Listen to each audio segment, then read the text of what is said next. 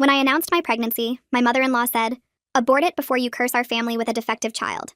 She said it at the family dinner table in front of everyone while my husband Thomas sat frozen, and his father nodded in agreement, and I was holding the ultrasound photos of our healthy 12-week baby. "Your family has that Down syndrome gene. My perfect son shouldn't have his bloodline contaminated with your inferior genetics." My cousin had Down syndrome and was one of the happiest, most loving people I knew, but Margaret saw him as a stain on humanity. "There's no Down syndrome gene that runs in families like that. It's usually random chromosomal changes." Margaret laughed coldly. "Don't lie to me. Your aunt had one. That means you're a carrier. Thomas deserves healthy, normal children, not whatever damaged thing you'll produce." She grabbed the ultrasound photos and threw them in the trash. "These are meaningless until genetic testing proves the child is normal, which it won't be because you're defective." Thomas finally spoke, but not to defend me. "Mom has a point. Maybe we should do testing." I stared at my husband. "Testing is fine, but she's saying to abort based on family history that isn't even medically accurate." Margaret stood up and walked over to me. "I've researched your bloodline. Weak genes, mental illness, birth defects. You're poisoning my grandchildren before they're even born. My family had one cousin with Down syndrome and an aunt with depression. Your family isn't genetically perfect either, Margaret. Your brother has diabetes. Your mother had cancer." She slapped the table. "Those are different. Those are physical ailments that can be treated. You're talking about bringing a burden into this world. Someone who'll drain resources and embarrass the family." She meant a child who might have disabilities would embarrass her. "Any child of mine will be loved regardless of ability." Margaret turned to Thomas. "Do you hear this? She's willing to saddle you with a defective child. The medical bills, the special schools, the lifetime of care. Is that what you want?" Thomas looked uncomfortable. "I mean, if we can prevent it through testing." His father Richard joined in. "No grandchild of mine will be retarded. We have a reputation in this community. What would people think? They'd think what they already thought, that the Rossies were horrible people. People with Down syndrome aren't defective or burdens. They're human beings." Margaret laughed cruelly. "Human beings who can't live independently, who'll never contribute to society, who'll spend their lives drooling and babbling." That was completely false and showed she knew nothing about Down syndrome. I stood up to leave, but Margaret grabbed my arm. "You're not going anywhere until you agree to genetic testing and abortion if necessary." I pulled away. "I'll do testing for my own knowledge, but I'm not aborting based on your prejudice." She turned to Thomas again. "Control your wife, or I'll do it for you. No defective babies in this family." Thomas looked at me with an expression I'd never seen. "Maybe we should consider all options. Mom knows about these things." His mother knew nothing about genetics or disabilities, just prejudice. "Your mother is a bigot, Thomas." Margaret gasped dramatically. "How dare you!" The next day, she brought pamphlets about termination to our house. "I've made you an appointment. The doctor is discreet. No one will know about your defective pregnancy. I was 16 weeks and the baby was healthy. I'm not terminating a healthy pregnancy." She threw the papers at me. "It's not healthy if it comes from you. Your genes are contaminated. Even if this one is normal, the next might not be." She decided all my pregnancies would be suspect. "Then I guess you won't be involved in any of my children's lives." Margaret laughed. "Thomas won't choose you over his family. He knows where his loyalty lies." That night, Thomas proved her right. "Maybe we should wait to have kids. Mom's really upset about the genetic risks." I looked at the man I'd married. "Your mother is wrong. Medically, scientifically, morally wrong." He suggested something horrible. "It's not too late for other options. Mom says she knows a doctor who would still do it." His mother had found someone willing to perform a late-term abortion for no medical reason. "You want me to abort our healthy baby because your mother is prejudiced?" He got defensive. "She's not prejudiced. If something's wrong with it, we'll be stuck forever." Something wrong with it. Our baby was an it that might be defective. I packed my bags that night. Thomas didn't try to stop me. "Where will you go? Who'll want a single mother with potentially defective children?" I moved in with my parents, who were thrilled about the baby. My cousin with Down syndrome was especially excited to be an uncle. The divorce was quick. The drama unfolds when I gave birth. My childhood bedroom looked the same as when I left for college, with the faded posters still on the walls and my old desk pushed against the window. Mom had already cleared out half the closet and was unfolding a portable changing table in the corner before Dad even finished carrying in the last box from my car. She moved fast, pulling out receiving blankets and tiny onesies she must have bought the second I told her I was pregnant, stacking them on the dresser with careful hands. Dad set down the box and squeezed my shoulder without saying anything, which somehow meant more than words would have. I sat on the edge of my bed and watched Mom arrange baby supplies, and for the first time since that dinner at the Rossi house, I didn't feel completely alone.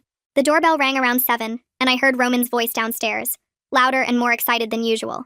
He came bounding up the stairs with something tucked under his arm, grinning so wide his whole face lit up.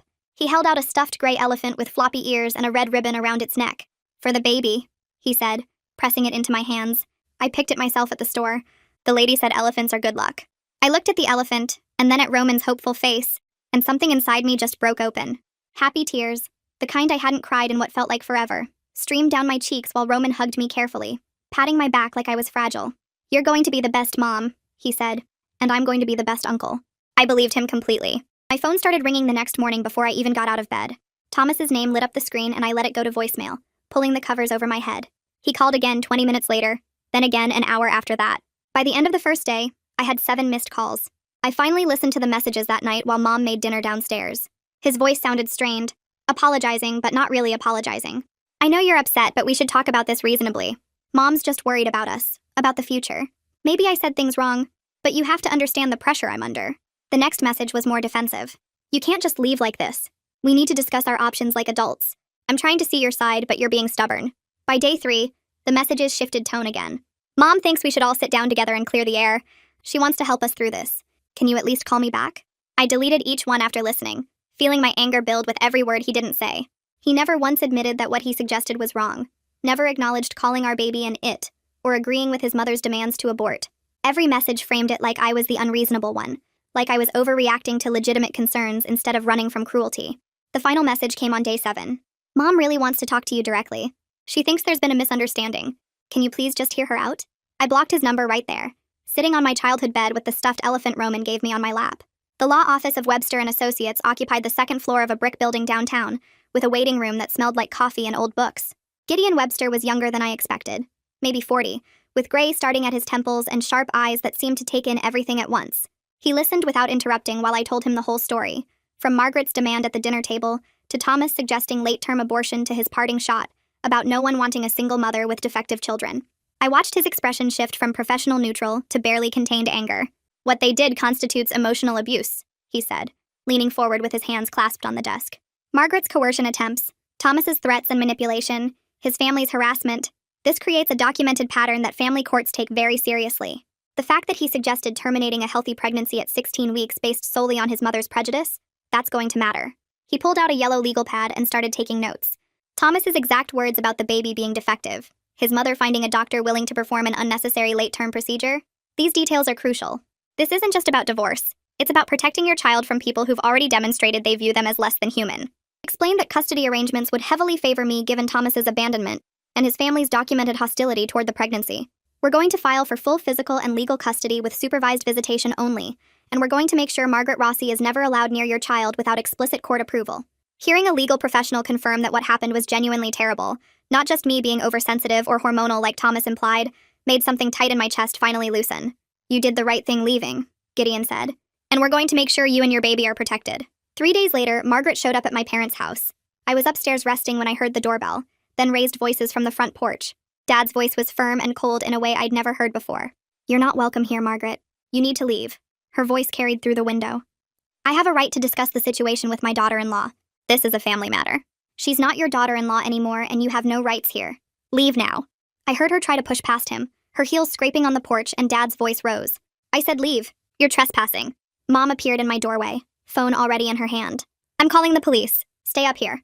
She disappeared back downstairs, and I heard her speaking calmly to the dispatcher, giving our address and explaining that someone was refusing to leave the property after being asked multiple times.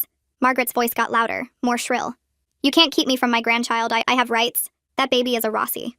Dad's response was ice. That baby is none of your concern. You demanded its mother abort it. You called it defective. You have no rights here.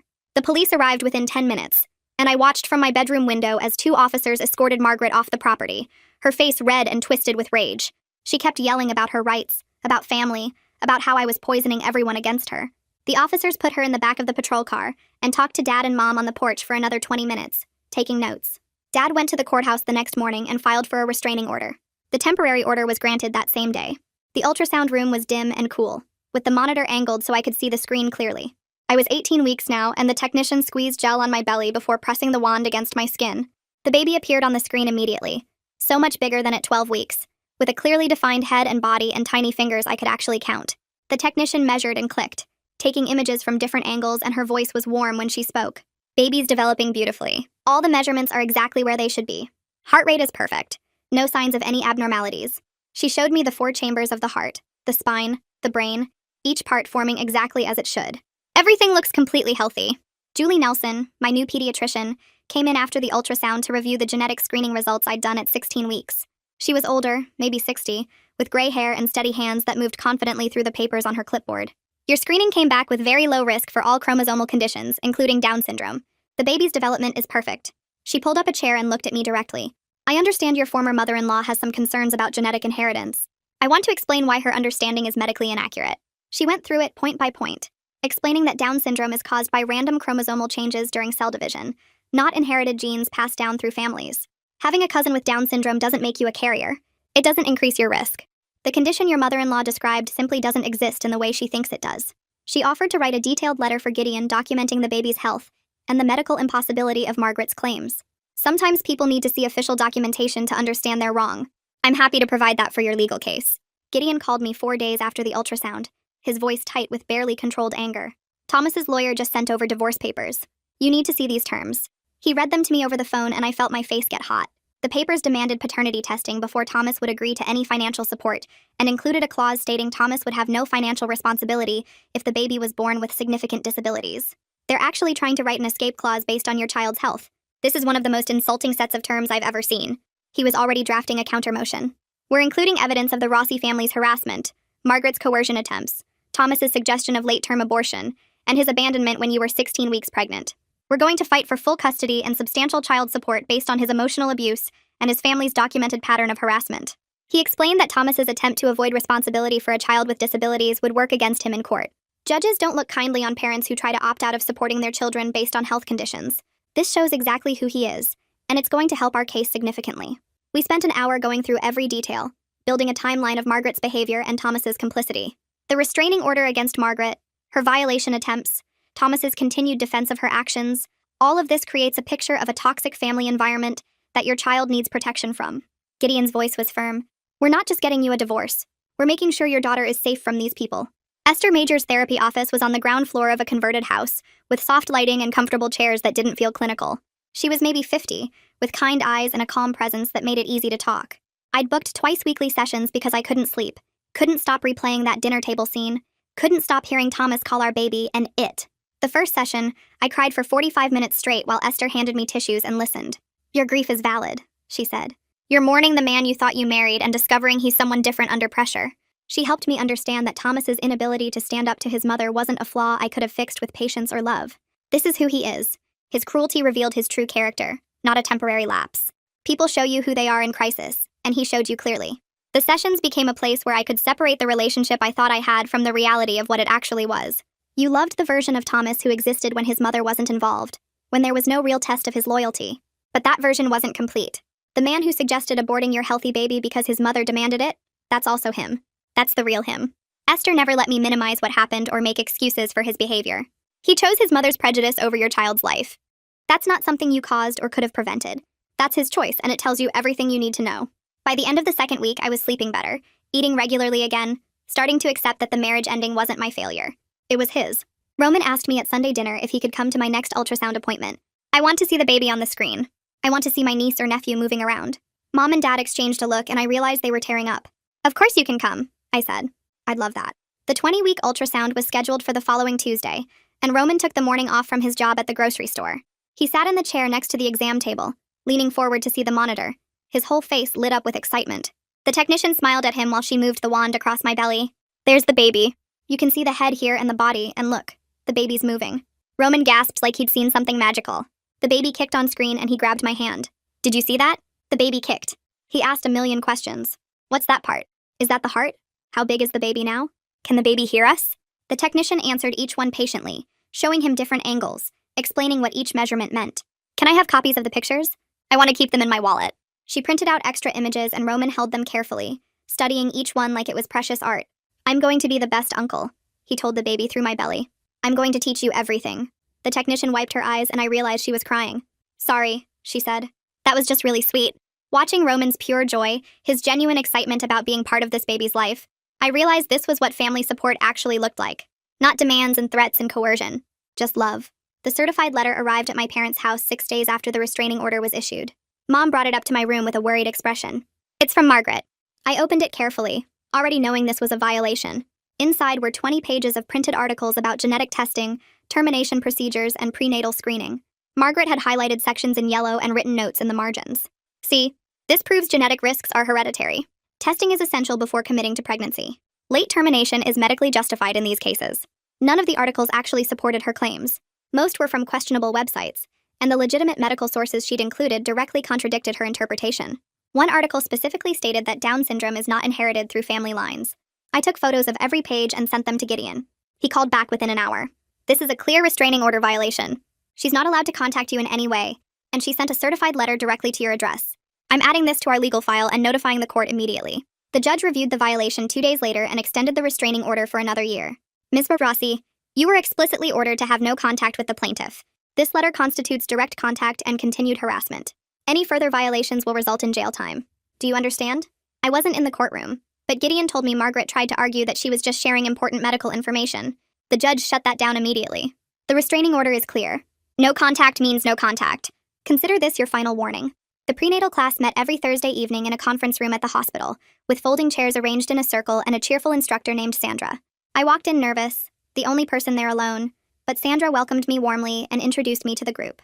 There were 6 other couples and 1 other single mom, a guy named Cole who looked as uncomfortable as I felt. Sandra had us do icebreaker exercises and Cole ended up as my partner. My ex-wife is pregnant, he said quietly. We're getting divorced, but I still want to be involved with the baby. It's complicated. I understood complicated. We bonded immediately over navigating single parenthood preparation, swapping stories about lawyers and family drama, and the weird loneliness of going through pregnancy without a partner. Cole was easy to talk to, with a self-deprecating sense of humor that made me laugh for the first time in weeks. At least we're not dealing with this alone, he said, gesturing at the class. Even if we're technically alone. The class covered everything from labor positions to newborn care to breastfeeding basics, and having Cole there as a friend made it less overwhelming. We exchanged numbers after the second class and started texting regularly, sharing articles we found and asking each other questions about baby gear. His presence became a steady comfort, someone who understood the complicated emotions of preparing for a baby while grieving a marriage. We're going to be okay, he said after the 4th class, walking me to my car. We're doing the work, learning what we need to know. Our kids are going to be fine. I believed him, or at least I wanted to. 3 weeks after Cole walked me to my car, Thomas's lawyer sent an email to Gideon requesting a meeting between Thomas and me with both attorneys present. Gideon called me immediately after receiving it.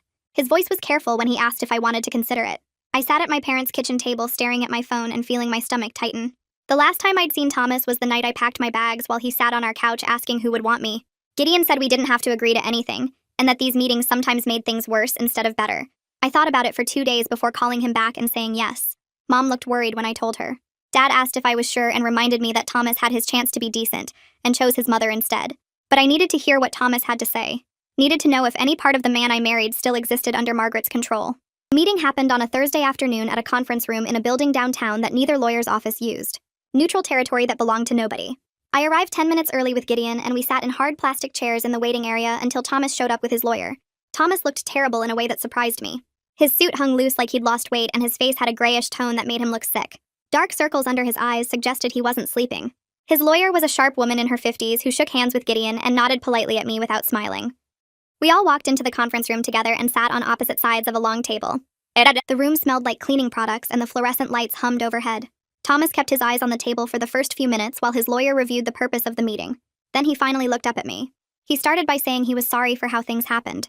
His voice was quiet, and he kept his hands folded on the table in front of him. I watched his face and waited for him to say something real. Then he added that his mother was just worried about him being trapped in a difficult situation, and that she'd only been trying to protect him from making a mistake he'd regret. The words hit me like cold water. Not an apology for what he'd said or done, but an apology for the outcome. Not taking responsibility for calling our baby defective or suggesting abortion to please Margaret, but expressing regret that I'd reacted badly to his mother's concerns. I looked at Gideon and saw his jaw tighten. Thomas kept talking about how stressful everything had been, and how he never meant for things to get this bad. He said maybe we'd both overreacted, and that his mom really did have valid concerns about genetic testing. I felt something inside me go completely cold. This wasn't remorse. This was Thomas trying to rewrite history, so he could feel better about his choices. Gideon asked Thomas's lawyer if there was a specific proposal they wanted to discuss. The lawyer glanced at Thomas and then said he wanted to talk about the baby's future. Thomas shifted in his chair and looked at me with an expression that might have been meant to seem sincere. He said he'd been thinking a lot about everything, and he didn't actually want to be a father right now. The words came out slowly like he was testing how they'd sound. His lawyer jumped in to say that Thomas recognized he wasn't ready for the responsibilities of parenthood, given his current life circumstances. Then Thomas asked if I'd consider allowing his parents to adopt the baby. The conference room went completely silent. I stared at him, unable to process what I'd just heard. He wanted me to give my child to Margaret, to the woman who'd called my baby defective and demanded I abort. To the woman who'd thrown my ultrasound photos in the trash and told me my genes were contaminated. Thomas kept talking about how his parents had resources and experience and could provide stability. He said it would be better for everyone if the baby was raised by people who were ready, and that I could still be involved somehow. Maybe visits or something they could work out. I stood up so fast my chair scraped against the floor. Gideon put a hand on my arm, but I pulled away and walked to the window. My hands were shaking, and I could feel my heart pounding against my ribs.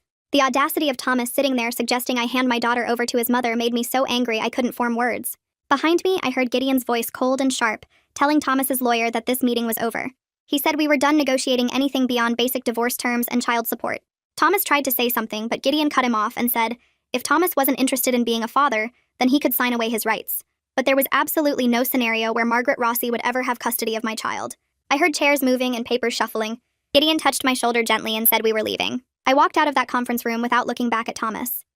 2 days later, my friend Jessica called me sounding uncomfortable and said she needed to tell me something. We'd been friends since college, and she still moved in some of the same social circles as Thomas's family. She said Margaret had been talking to people at the country club and at charity events, telling anyone who would listen that I was mentally unstable. According to Margaret's version of events, I was the one who'd wanted an abortion, because I was afraid of having a disabled child, and when Thomas refused, I'd made up lies about his family to justify leaving him.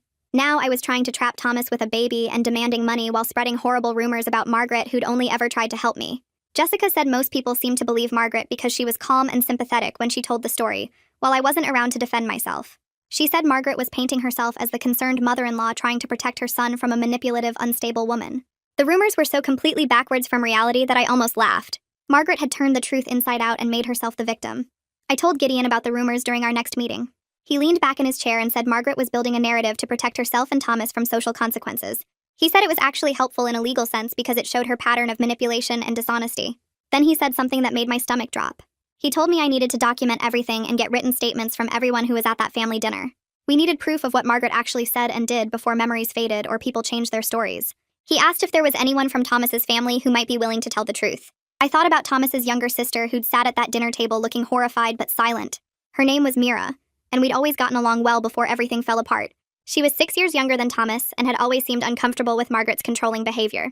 I hadn't talked to her since I left, but Gideon said it was worth trying. I texted Mira that evening asking if we could talk. She responded within an hour saying yes and suggesting coffee the next day. We met at a small cafe near her apartment, and she looked nervous when she sat down across from me. Her hands wrapped around her coffee cup, and she wouldn't quite meet my eyes at first. I asked her directly if she remembered what Margaret said at the family dinner, and if she'd be willing to write down what happened. Mira's eyes filled with tears, and she said she'd been feeling terrible about not speaking up. She said she was horrified by what Margaret demanded, and disgusted by how Thomas just sat there, but she'd been too scared to say anything. Margaret had a way of punishing family members who defied her, and Mira still lived in the same city and saw them regularly. But she said what Margaret did was wrong and she couldn't let it stand.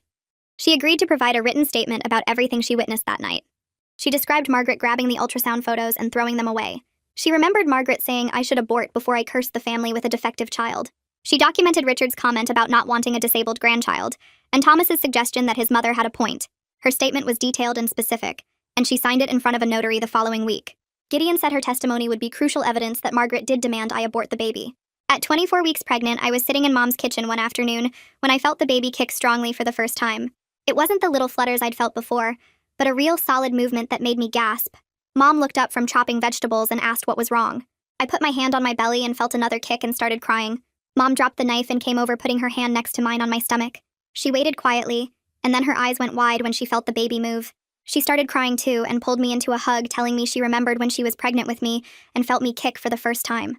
She said it was the moment everything became real for her, when she truly understood there was a whole person growing inside her.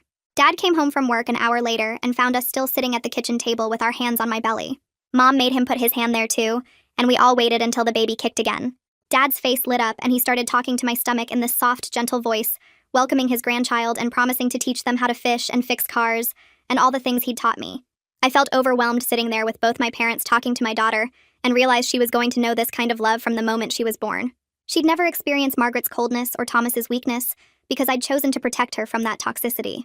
Thomas's lawyer sent over the divorce papers the following week. Gideon called me to review the terms before I saw them.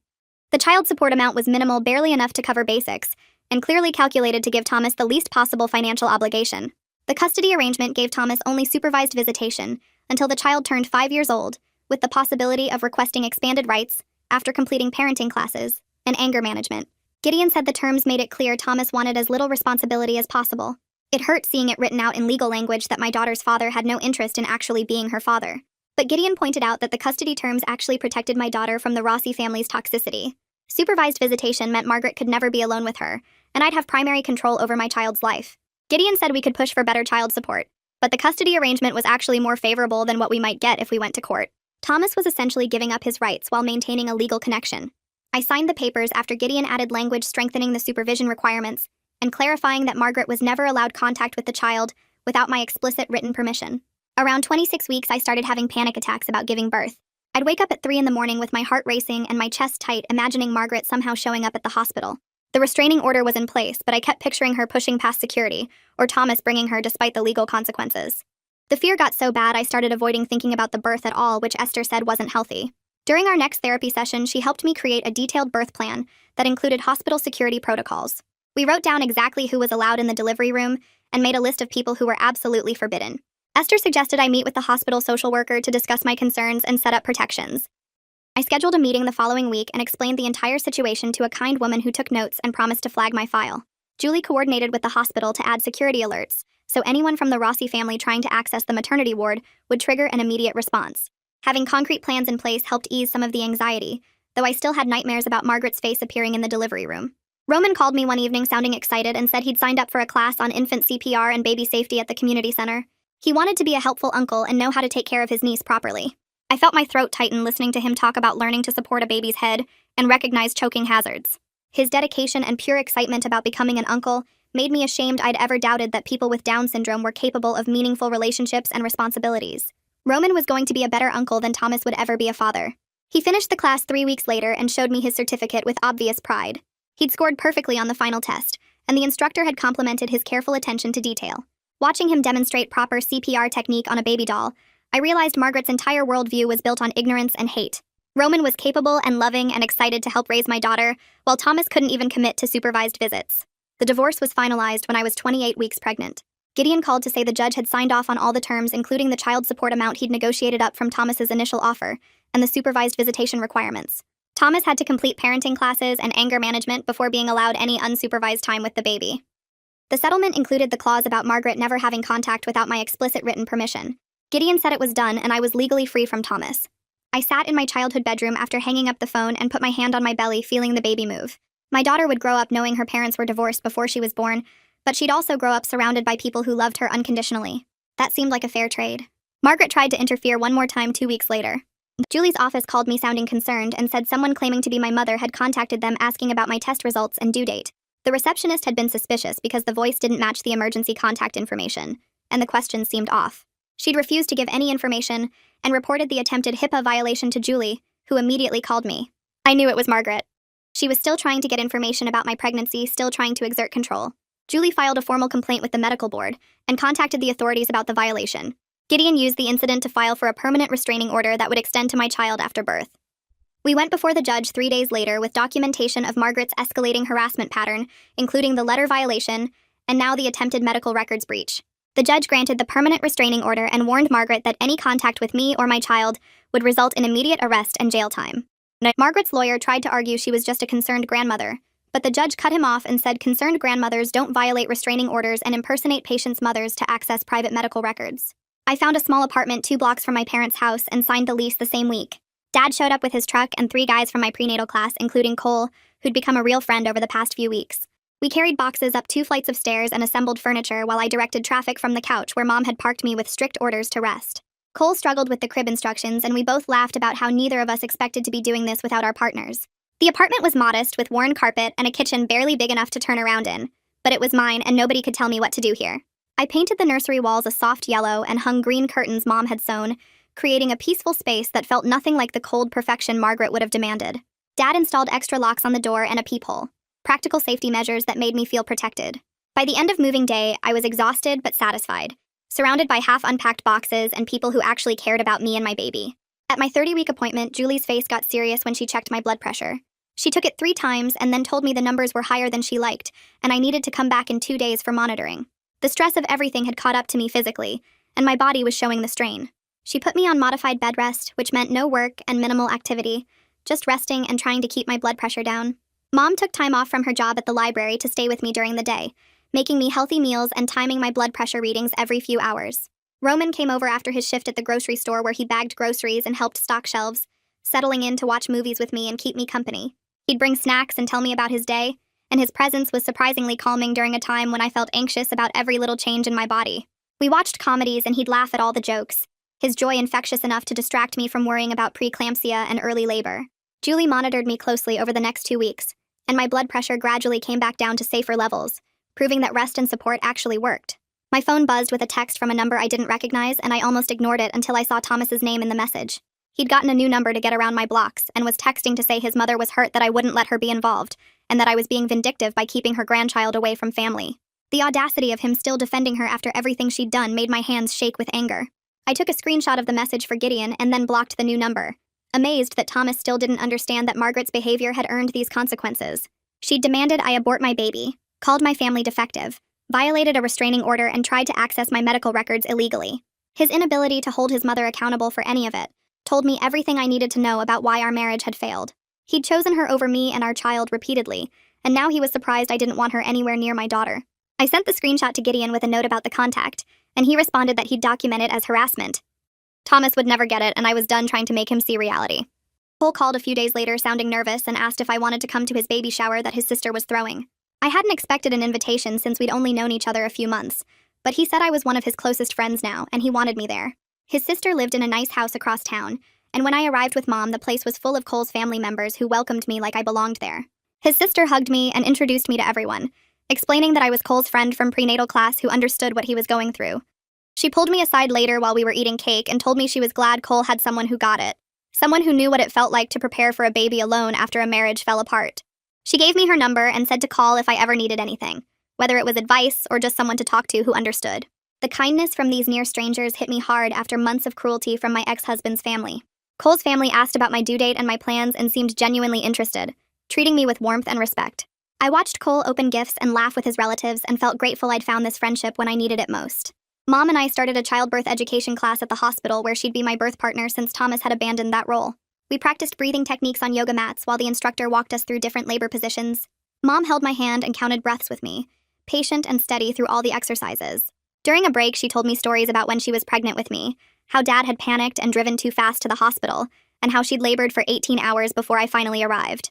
She promised she'd be there for every moment of my labor if I wanted her there, holding my hand and supporting me however I needed.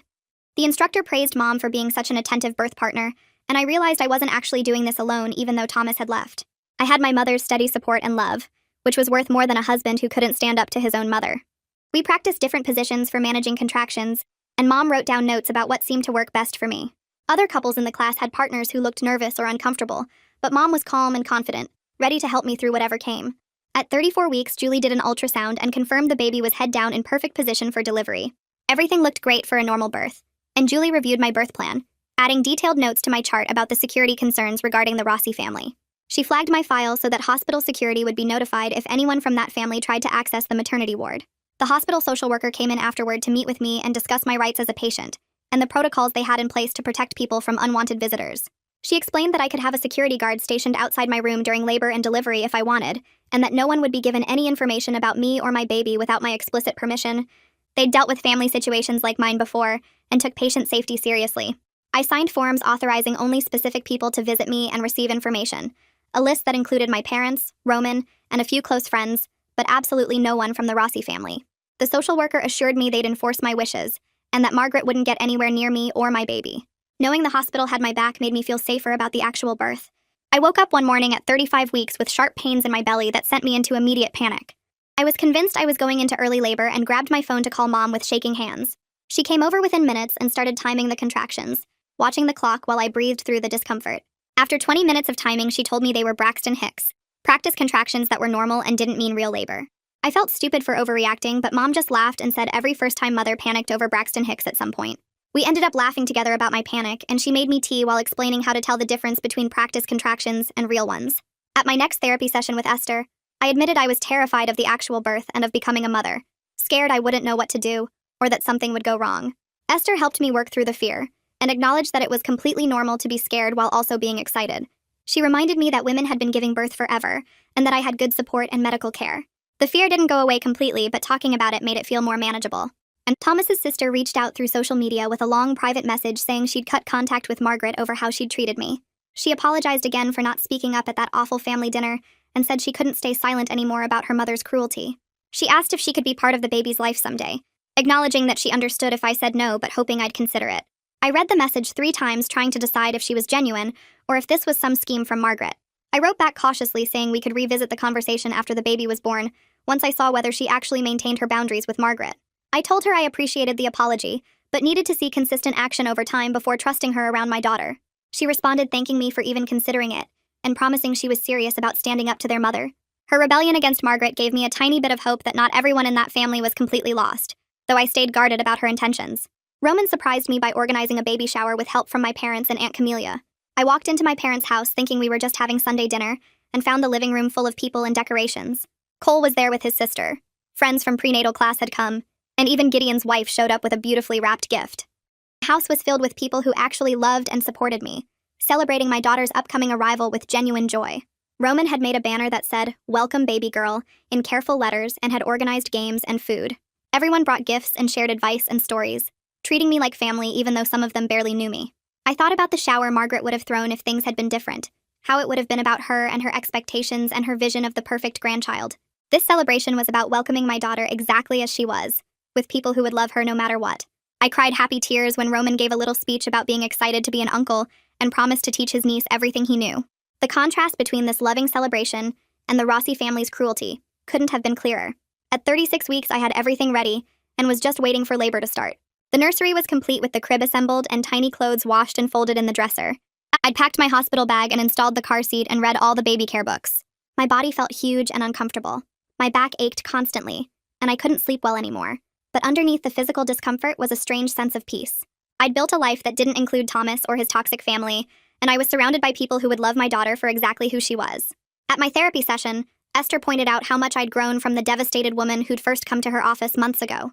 Then, I'd been broken by Thomas's betrayal and terrified of being a single mother.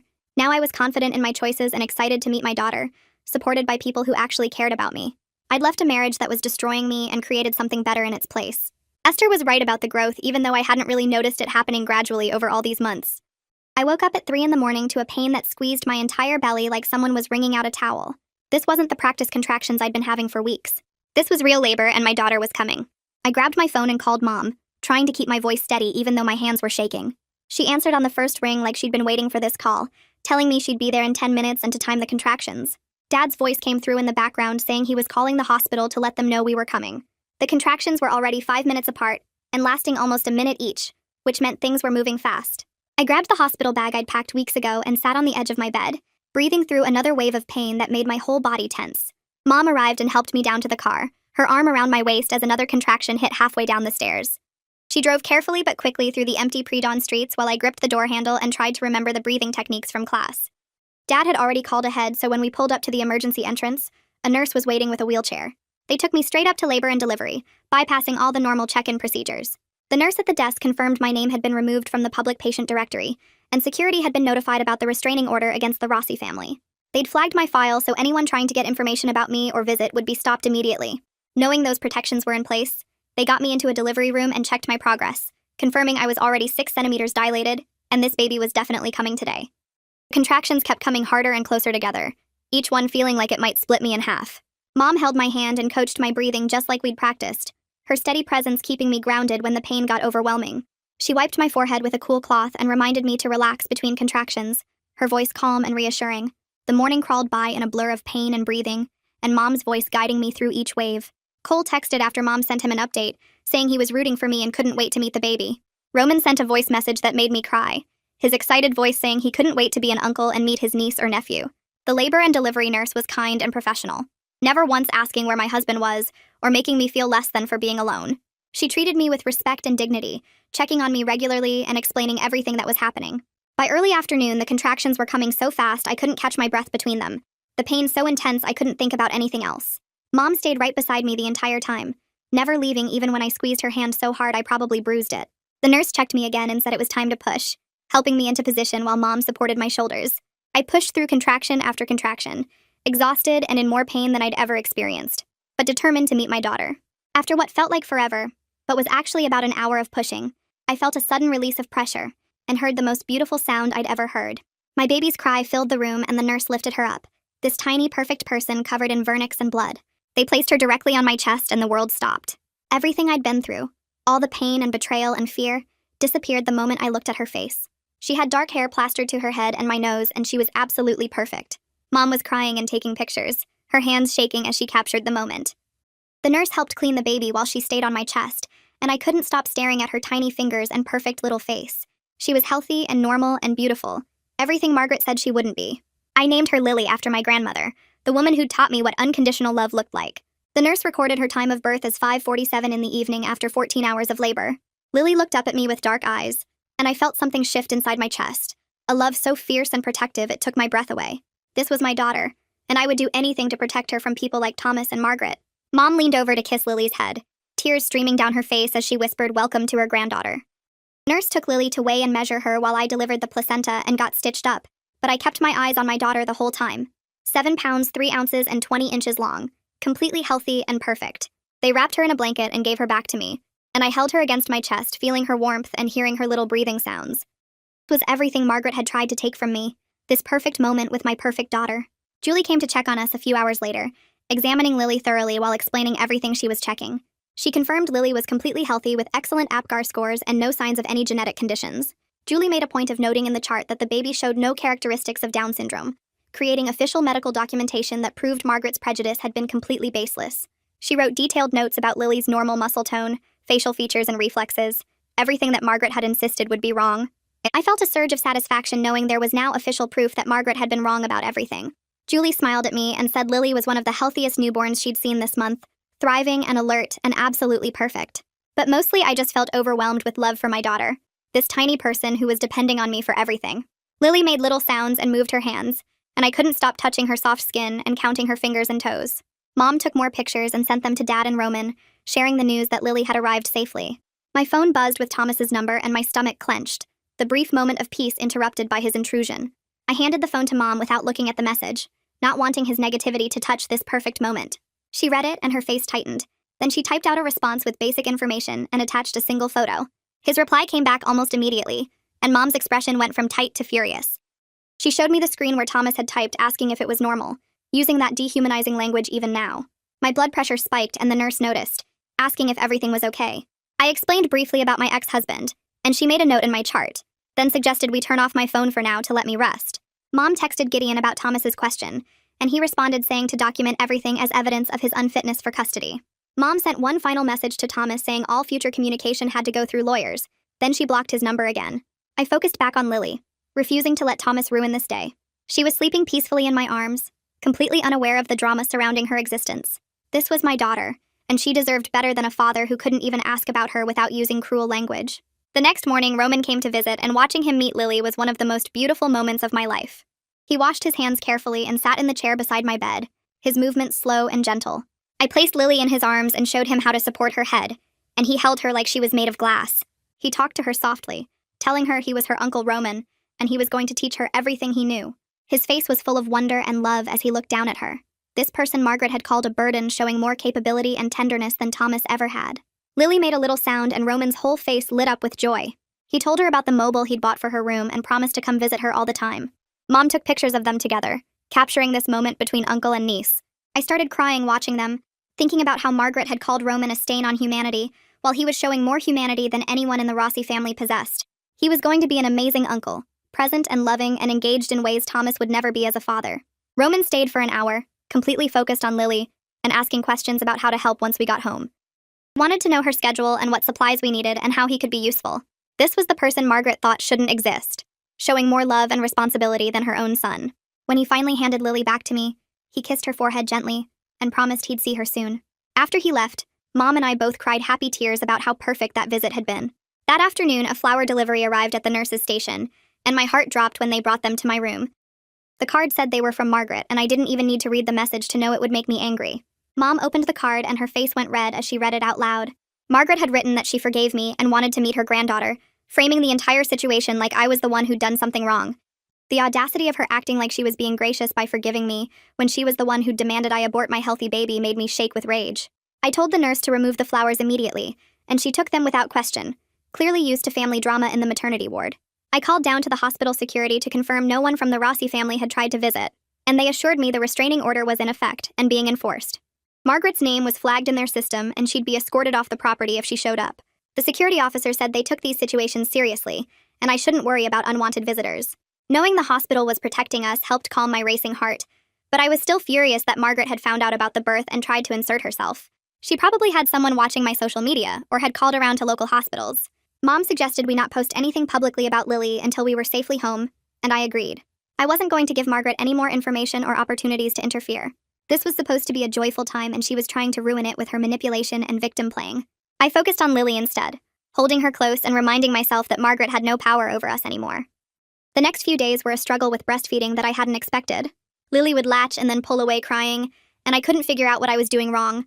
My breasts hurt, and I was exhausted and frustrated, feeling like I was failing at the most basic part of motherhood.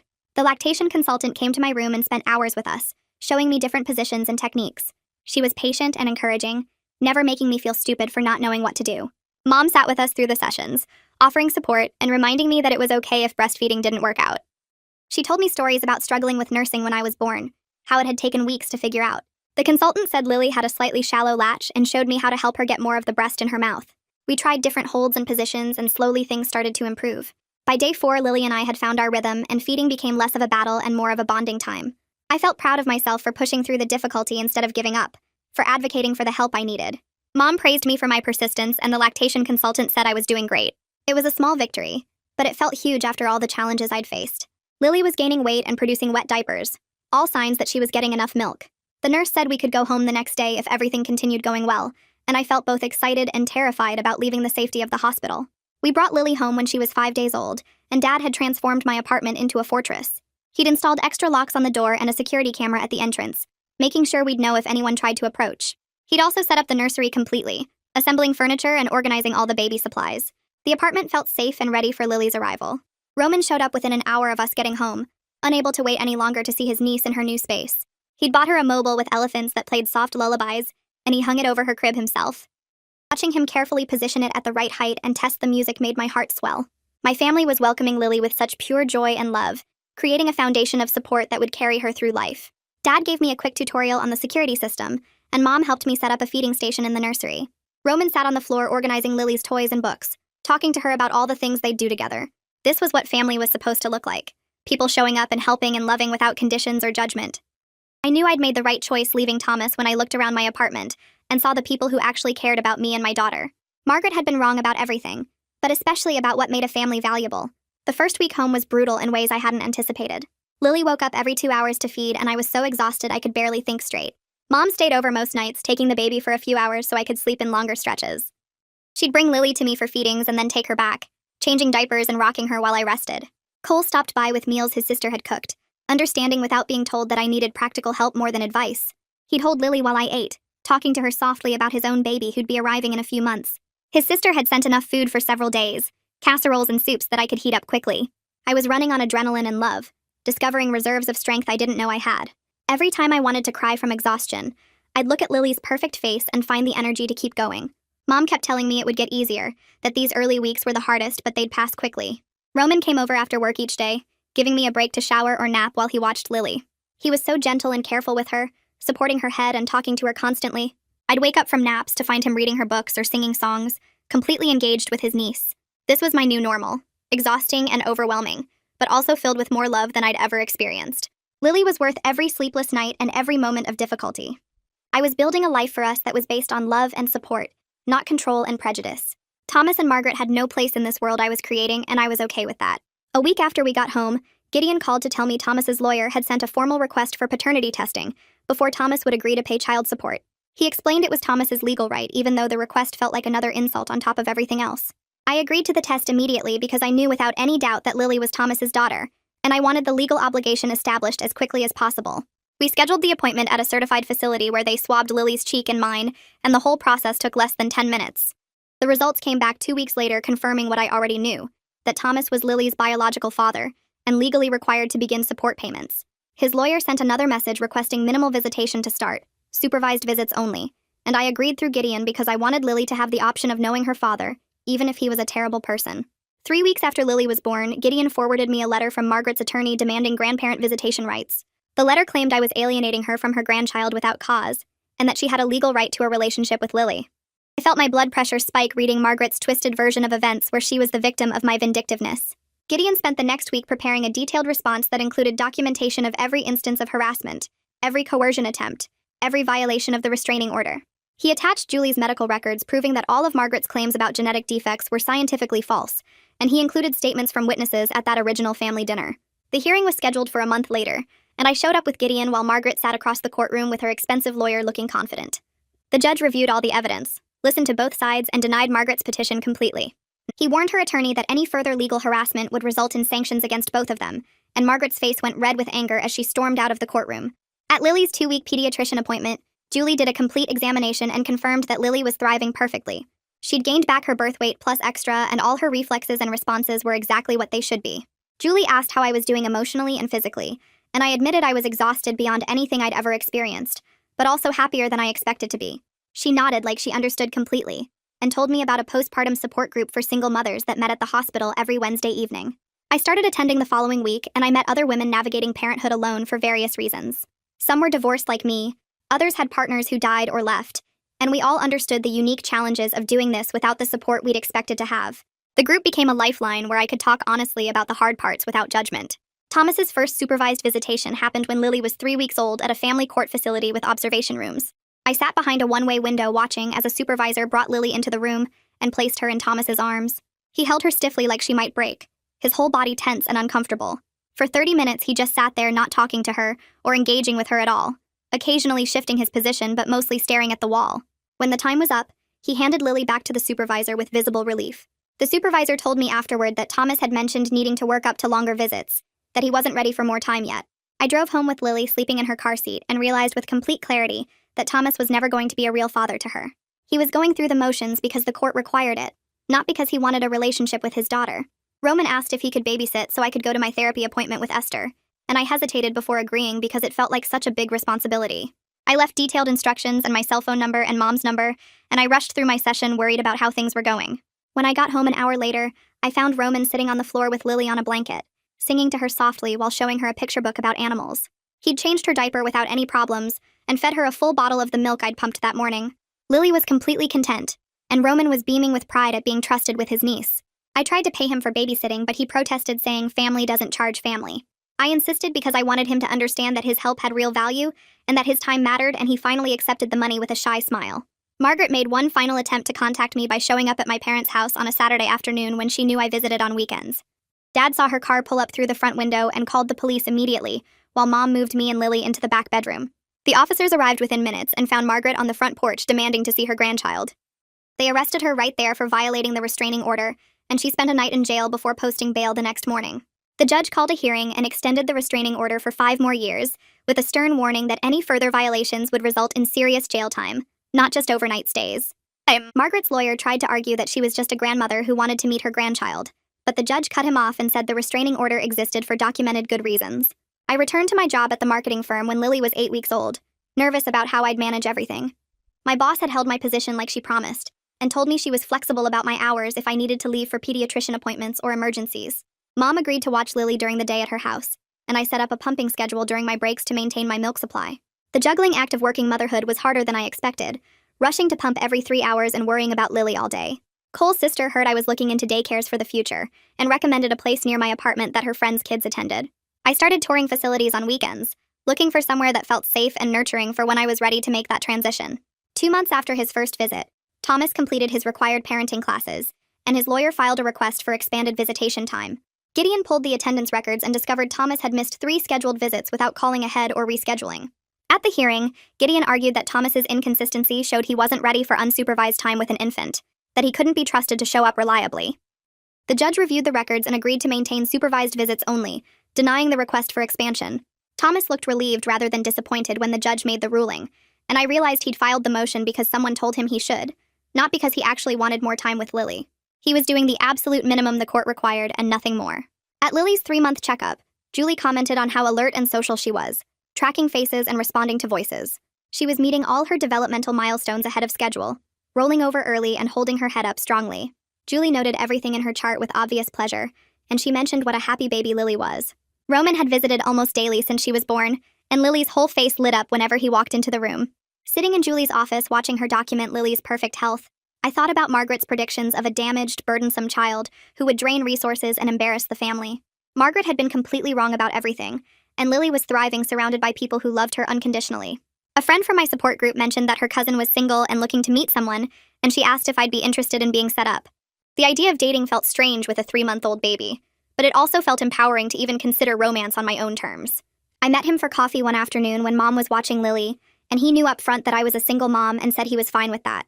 We talked easily about work and hobbies and life, and it felt good to be seen as a whole person, instead of just a mother or an ex-wife. I started seeing Esther weekly again to process my trust issues, and she helped me recognize that not everyone would betray me like Thomas did. She pointed out that I was building a life where I chose people who accepted my whole reality instead of trying to fit into someone else's expectations, and that was real growth. A few weeks later, Thomas's sister reached out through a text message asking if she could meet Lily. She'd kept her distance from Margaret since the arrest and wanted to prove she was serious about maintaining boundaries.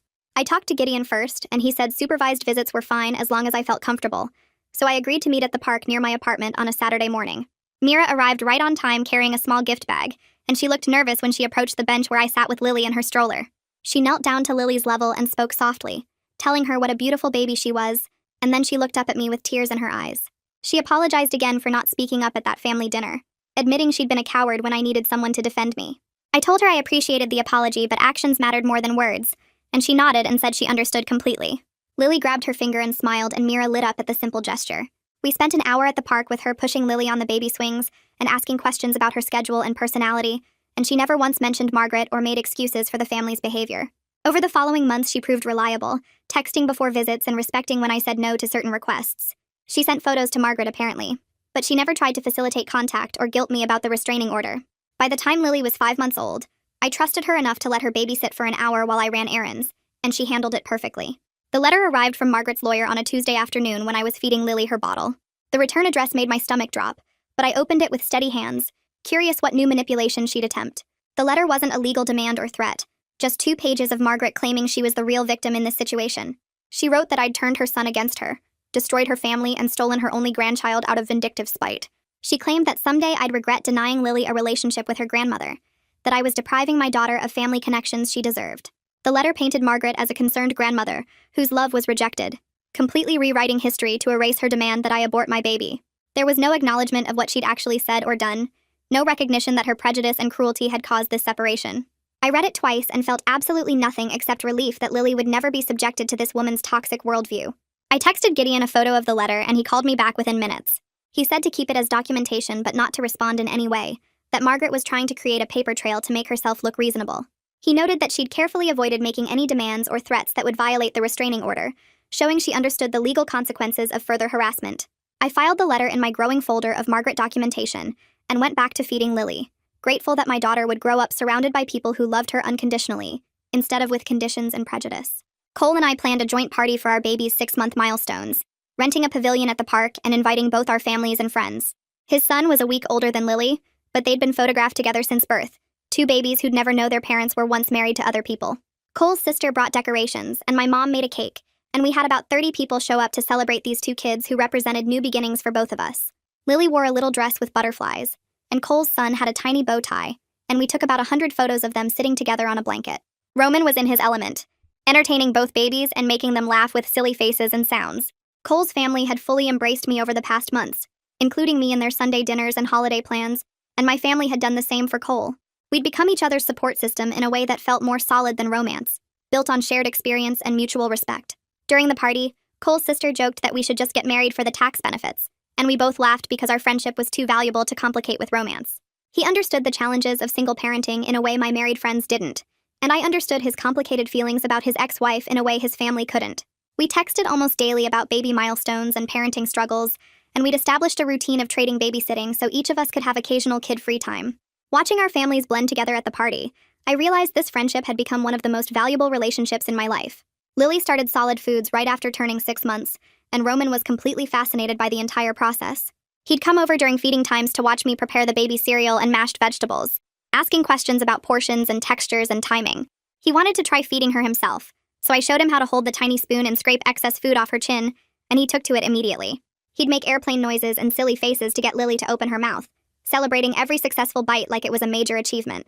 He remembered her schedule better than I did sometimes, texting me reminders about when to introduce new foods, or asking if she'd tried sweet potatoes yet. Thomas had missed the last 2 scheduled visitations without calling, but Roman showed up almost daily to spend time with his niece. He'd learned all her preferences and quirks, knowing she liked to hold a toy while eating, and that she made a specific face before spitting out food she disliked. Watching him carefully spoon mashed peas into Lily's mouth while narrating the process in a gentle voice, I felt anger rise up at Margaret's prejudice all over again. This was the person she'd called a burden who couldn't contribute to society, and he was showing more patience and love than Thomas had ever demonstrated. But mostly I felt grateful that Lily had Roman in her life, that she'd grow up knowing her uncle's kindness and dedication, instead of viewing people with disabilities through Margaret's hateful lens. Thomas's lawyer filed a motion requesting reduced child support when Lily was 7 months old, claiming Thomas was experiencing financial hardship. Gideon immediately started investigating and discovered Thomas had bought a new sports car 2 months earlier and taken an expensive vacation to Mexico with friends. He'd posted photos all over social media showing him at fancy restaurants and beach resorts, hardly the behavior of someone struggling financially. Gideon compiled the evidence and filed a response that included screenshots of Thomas's spending, and we went before the judge on a cold morning in November. Thomas's lawyer tried to argue that the car was necessary for work and the vacation had been a gift, but the judge wasn't buying it. She reviewed the financial records and denied the request for reduced support, warning Thomas about filing frivolous motions and wasting the court's time. Thomas looked annoyed rather than relieved, like he'd expected to get away with it. After that hearing, he stopped attending visitation regularly, missing appointments and canceling at the last minute with vague excuses. The supervised visitation supervisor called me after the 3rd consecutive no-show to ask if I wanted to continue scheduling appointments, and I said yes, but I wasn't surprised when he didn't come. I realized Thomas was slowly removing himself from Lily's life by choice, that being a father was too much work when he couldn't control the terms. Part of me felt sad that Lily's biological father was choosing not to be present, but mostly I felt relieved that she wouldn't grow up with his rejection and half-hearted presence. Lily's 9-month checkup fell on a Friday morning, and Julie spent extra time examining her and noting everything in her chart. She commented on how exceptionally healthy Lily was, how she was hitting all her developmental milestones early, and showed advanced social skills for her age. Lily babbled constantly, and pulled herself up to standing, and she recognized familiar faces, and showed clear preferences for certain people. Julie smiled while writing in her file, and then she looked up at me with understanding in her eyes. She asked if I wanted her to include specific documentation about Lily's normal development, and I said yes because I wanted a paper trail in case Margaret ever tried legal action again. Julie nodded and spent several minutes writing detailed notes that specifically refuted any claims about genetic defects or disabilities, creating comprehensive medical documentation of Lily's perfect health. She included notes about Lily's cognitive development, physical abilities, and social engagement, making it clear that this child showed no signs of any developmental concerns whatsoever. I thanked her for understanding why the documentation mattered, and she said she'd seen too many cases where prejudiced family members tried to use medical concerns as weapons. She printed me a copy of her notes to keep with my other legal files, and I added it to the folder that contained Margaret's harassment letters and the restraining order paperwork. My boss called me into her office on a Monday morning, and I thought I was in trouble, but instead she offered me a promotion. The marketing director position had opened up, and she said I'd proven myself capable despite taking maternity leave, that my work was consistently excellent, and clients requested me specifically. The promotion came with a significant raise that would let me move to a larger apartment, and I accepted immediately. I spent my lunch break looking at rental listings, finding a 2-bedroom place in a better neighborhood with a proper nursery and space for Lily to play as she grew. Dad helped me move on a Saturday, loading boxes into his truck while Mom watched Lily. Cole showed up with his pickup truck without being asked, saying he remembered how much help he'd needed when he moved. Roman took charge of organizing Lily's toys in her new room, arranging her books by color and setting up her playmat near the window. The new apartment had better security and was closer to my parents' house, and the nursery had space for a reading chair and proper storage. Unpacking that night while Lily slept in her new crib, I looked around at what I'd built and felt proud.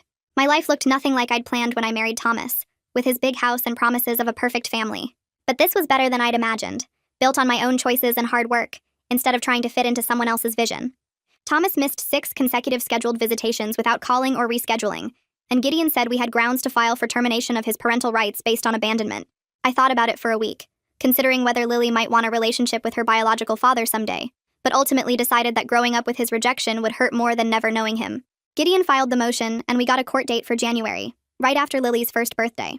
Thomas's lawyer called to say Thomas wouldn't contest the termination, that he agreed it was best for everyone involved.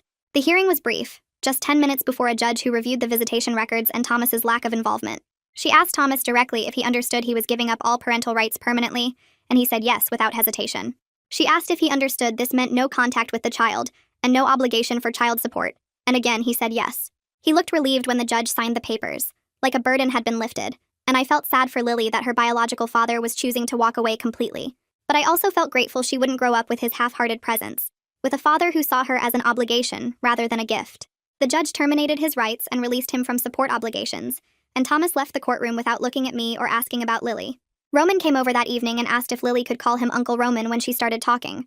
I told him she absolutely would because he'd earned that title through his constant presence and love, that he'd been more of a parent figure than Thomas ever was. He'd shown up for every milestone, every doctor's appointment I'd invited him to, every random Tuesday when I just needed help. He'd learned to change diapers and prepare bottles, and he'd researched child development so he could support Lily's growth. Everything Margaret believed about people with Down syndrome was ignorant prejudice, proven wrong by Roman's capability and dedication. Lily adored him and lit up whenever he walked in the room, reaching for him and babbling excitedly when she heard his voice. He was going to be the male role model in her life, the person who showed her what unconditional love looked like. Watching him hold her that night while singing a lullaby he'd memorized, I felt grateful for the family I'd chosen instead of the one I'd married into. Lily's first birthday party filled my parents' backyard with people who actually loved her. Mom had decorated with pink and gold balloons, and Dad had set up tables loaded with food. Roman hung a banner he'd made himself, and Cole brought his son who was now walking and getting into everything. My support group friends came with their kids, and even Mira showed up with a carefully chosen gift. Lily wore a little crown and seemed confused by all the attention, but she smiled at everyone who talked to her. We did the cake smash photos with Lily sitting in her high chair, and she grabbed handfuls of frosting and smeared it everywhere while laughing. Her joy was pure and unself-conscious, and everyone took photos of her covered in pink frosting with cake in her hair. I snapped a picture on my phone of her mid-laugh, frosting on her nose and pure happiness on her face, surrounded by people who loved her for exactly who she was. This was what family actually looked like. Not the cold judgment of the Rossi household, but this warm chaos of people who showed up and stayed. I pushed the shopping cart down the produce aisle while Lily sat in the seat, her little legs swinging. She was 14 months old now and walking everywhere at home, but the cart kept her contained while I grabbed groceries. She babbled constantly, pointing at bright-colored fruits and making up words that almost sounded real. I was reaching for apples when I felt someone staring at us from across the aisle. Margaret stood frozen near the bananas, her eyes locked on Lily. The restraining order meant she couldn't approach within 50 feet, but nothing stopped her from looking. Lily chose that moment to laugh at something, a pure, joyful sound that echoed through the produce section. She clapped her tiny hands together and said something that sounded like Mama Apple, while pointing. Margaret's face changed as she watched, and I saw the exact moment she realized her granddaughter was perfect. Lily was healthy and thriving and clearly developing normally. Everything Margaret had insisted was impossible with my genetics. I felt satisfaction bloom in my chest as I watched Margaret's expression shift from shock to something that might have been regret. I turned the cart around and headed toward the checkout, leaving Margaret standing there among the bananas. Her loss was entirely her own fault, and I didn't waste another thought on her. Mira called me a week later, her voice careful and measured. She said Thomas wanted me to know he was getting remarried, as if his life updates mattered to me anymore. I asked why she was telling me this, and she hesitated before admitting Thomas had told his fiancée he didn't have children. He'd erased Lily completely from his new life, pretending she didn't exist so he could start fresh without the complication of a daughter. The words stung for maybe 30 seconds before I realized it was actually perfect. Lily would never know the pain of a father who showed up occasionally out of obligation, never experienced the confusion of being treated like a burden. Thomas removing himself so completely was a gift, even if he didn't mean it that way. I thanked Mira for letting me know and hung up, then went to check on Lily, who was napping in her crib. She slept peacefully, one hand curled under her chin, completely unaware that her biological father had chosen to pretend she didn't exist. Better this than years of disappointment and half-hearted visits. Roman came over that afternoon like he did most days after work, and Lily heard his voice from her room. She pulled herself up using the crib rails and started bouncing excitedly, making the sounds she made when she wanted out. I lifted her and she immediately reached for Roman, babbling her greeting. He took her and started their usual routine of silly faces and songs, and that's when she said it. Unka. The word was clear and deliberate. Her eyes locked on Roman's face. Unka. Unka. Roman froze, tears filling his eyes instantly. He looked at me like he needed confirmation he'd heard correctly, and I nodded while my own eyes got wet. Lily patted his cheek and said it again, proud of her new word. Roman held her close and cried happy tears while she kept repeating Unka, like she'd discovered something wonderful. She was growing into such a confident, joyful toddler, surrounded by people who loved her completely. She'd never know about Margaret's cruelty or Thomas's rejection, never understand that his family had wanted her aborted before she was born. Every day I felt grateful that I'd chosen to protect her from that toxicity, even though leaving Thomas had been terrifying at the time. Watching Roman with her now, seeing how much he loved being her uncle, I knew I'd made the right choice. At Lily's 18-month checkup, Julie measured and weighed her, checking all the developmental milestones. Lily cooperated cheerfully, showing off her walking and her growing vocabulary, pointing at things and naming them with her toddler pronunciation. Julie finished the exam and looked at me with a smile. She said she'd been a pediatrician for 15 years and she'd never seen a happier, healthier child than Lily. The words hit me harder than I expected, and I had to blink back tears. I'd built this beautiful life from the ashes of my marriage, created a safe and loving home for my daughter, with help from my family and friends. I was a successful single mother with an amazing support system, a daughter who was thriving and the confidence that every choice I'd made was right. Margaret had been wrong about everything, her prejudice and her predictions and her certainty that my genetics would produce a defective child. Thomas had revealed his true character when it mattered most, showing me he'd always choose his mother's approval over doing what was right. Lily and I were so much better off without them, surrounded instead by people like Roman and my parents and Julie who loved us unconditionally. I buckled Lily into her car seat after the appointment, listening to her babble about the stickers Julie had given her, and I felt completely at peace with my life.